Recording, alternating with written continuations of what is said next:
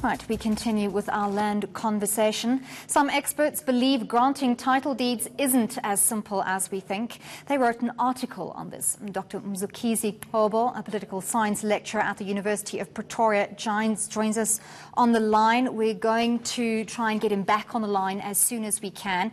Just to update you, the Currie Cup is still going on at Newlands, and the last time we checked, the score was 3-0 in favour of Western Province. We'll come back to sports a little bit later. We have Dr. Mzukisi Qobo back on the line chatting to us about land redistribution. Thank you very much for your time this afternoon. Hi, good afternoon to you. Dr. Qobo, I want to start off by asking, so the issuing of title deeds, according to this article that you've written jointly with Wandile Siplobo and Theo Boshoff, what is the essential gist of the argument against the granting of title deeds? Well, the main point that we're making is that title deeds are not the solution to the challenges facing people in communal areas. If you go to most of the communal land in South Africa, you find largely two dimensions. The first is where the homesteads are, that is where people live and they have gardens. Historically, these gardens have been about 1 hectare. The homesteads, even if you were to give them titles tomorrow, they can't make those titles liquid. The banks will never borrow will never lend to the inhabitants in former homelands, because they are graves in those gardens, the graves of their grandfathers, great-grandfathers, and the whole notion of titles it raises apprehensions, especially amongst the traditional authorities, because they use this to scare people that if you have a title deed, it means that you can sell your land, and if you sell your land, you can borrow against it, and if you borrow against it, the bank can repossess your home.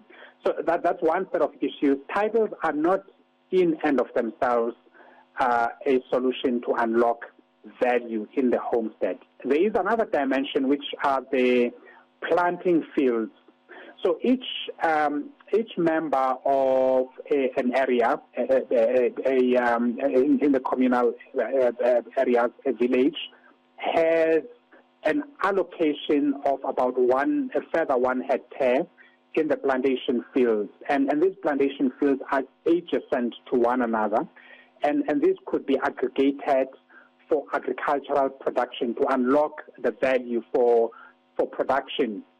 And it is here that we say titles make sense, because if you give titles to those land, you're giving titles against an area that has potential commercial productive value. And they can use this area to attract finance. There are no graves there. There are no spiritual associations with the plantation fields. They are given to allow homesteads to expand their production. And when you aggregate these, and in some areas, this can go up to 500 to 1,000 hectares. We've heard of areas where if you aggregate these, they can be 4,000 hectares. In their aggregated format, they can be a source of sustainable livelihood to enable for commercialization, for commercial production in these areas. And also, if you the setup in the commercial area is such that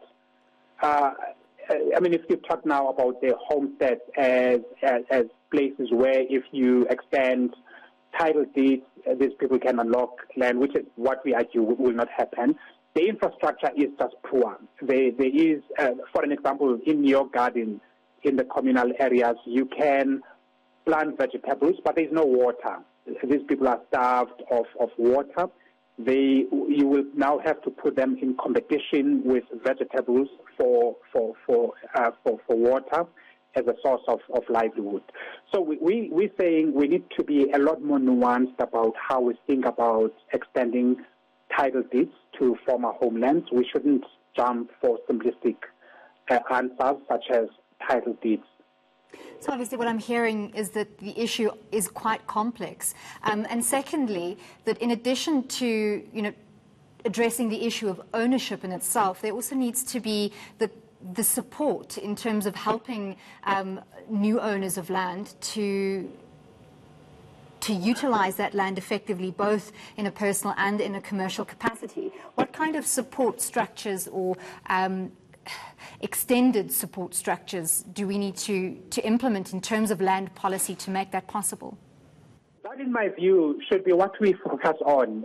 In fact, the land reform debate as it pertains to communal areas should be focusing precisely on the question that you're asking, because if you, even in the best of areas, we've worked with emerging commercial farmers who are farming in communal areas.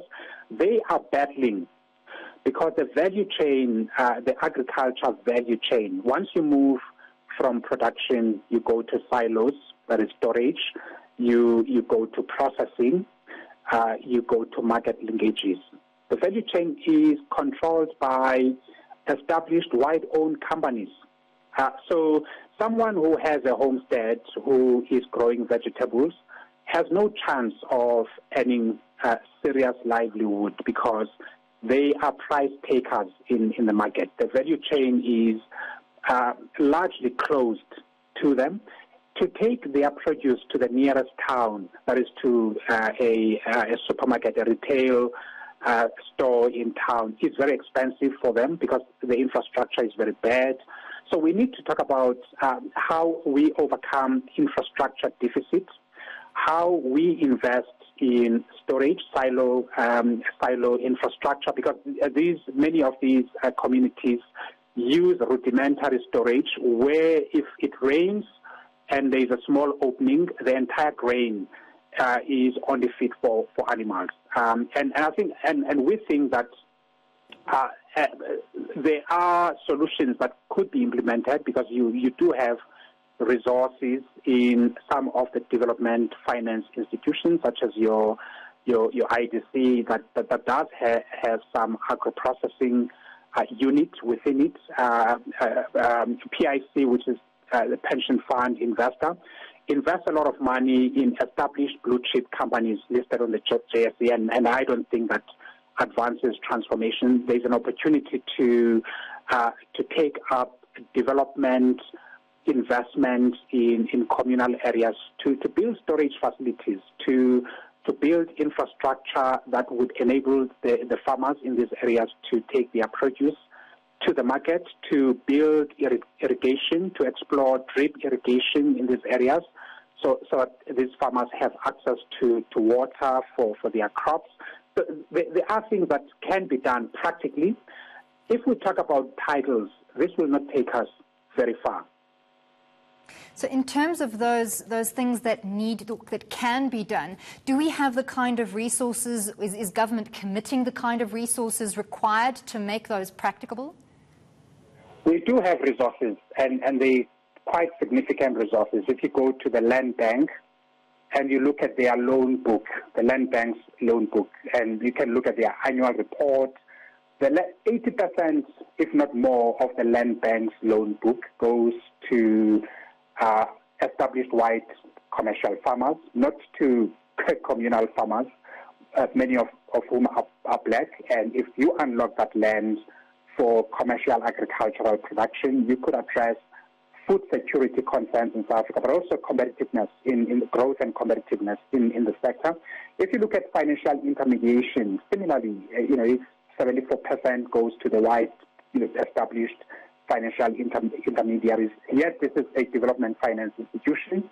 There are resources and they are guaranteed by the National Treasury. If you go to the PIC has, I think since 2 years ago, I think between 2015 and 2016, launched a development investment because if you look at the bulk of their investments, these are in local and in global equities, money markets, And in a quest to drive development, they set up development investment portfolio. And we think that if you use that and you blend that with resources that are available in the land bank, you encourage commercial banks to also blend their finance into a common fund that could unlock value in land in commercial areas. You could address many of these challenges, as well as, of course, you get hard-based companies, your major food retailers, your processing companies, to offtake from these communities. Not only that, but also to help to build quality standards and so on. These are not insurmountable problems. We do have resources, we have capacities. It is just that our economy is highly concentrated with big companies dominating the agricultural space, and the communal areas are neglected, and they are effectively a political football. People like to use these for political rhetoric rather than as to think seriously about practical solutions to overcome those challenges. Dr. Qobo, I want to move our focus back to the section or the hectares of land in communal areas for the homestead, and that you mentioned earlier, the gardens where, for instance, title deeds would not be as effective. What are your solutions or your alternative solutions in terms of an alternative to title deeds there? The alternatives could be they could be plenty, and you could have some form of land tenure certainty through a certificate that identifies the ownership of those homesteads, and these could be certified by both the traditional authorities and the municipalities, essentially to identify that you have a right of an unlimited right of opportunity that goes down the generations.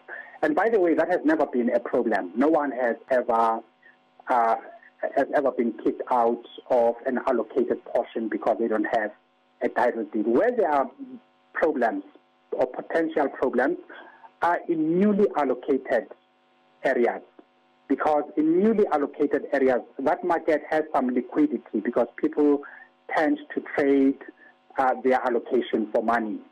People would sell their plots for that happens. It may not have received wider coverage, but that happens. There is a liquid market in those areas. There you do need some, in the new areas, you do need some form of certainty of ownership. 1, 2, for rental purposes. For people who want to rent your home, they may need some form of proof that you are indeed the owner, and that if they rent from you, there is certainty of their own tenure as rentiers of your place. Again, you don't need title deeds in the traditional sense of, or rather in the classical sense of a title deed in the urban area. And this is one point that we argue, that we tend to look at the communal areas through the lens of urban living. And one of the things that we forget is that this area, we shouldn't over-romanticize these areas, because these were labor reserves. Many of these places are mud. They built in mud. The infrastructure is poor. They are backwaters of South Africa. The quality of living is inferior. We should be talking about new forms of structures. But where there is production potential, which is in the plantation field, that is where we need to focus the attention on, say, for title deeds and for people to have access to those areas.